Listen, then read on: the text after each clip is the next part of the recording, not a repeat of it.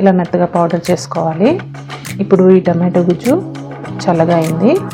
ఇప్పుడు ఇందులోకి 3/4 కప్పు వరకు కారం తీసుకోవాలి. కారం కొంచెం తక్కువ ఉన్నట్లయితే 1 కప్పు వరకు వేసుకోవచ్చు. ముందుగా వేయించి పొడి చేసుకున్నాం కదా జీలకర్ర, ఆవాలు, ఈ పొడిని కూడా వేసుకోవాలి.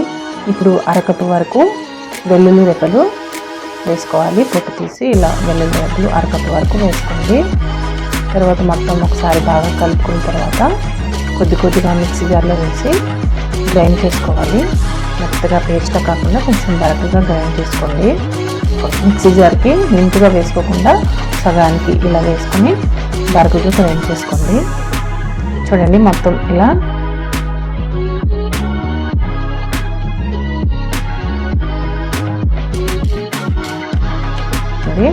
ఇప్పుడు ఈ పోపు చల్లారనివ్వాలి. ఇప్పుడు పోపు చల్లగా అయిపోయింది, బాగా చల్లారి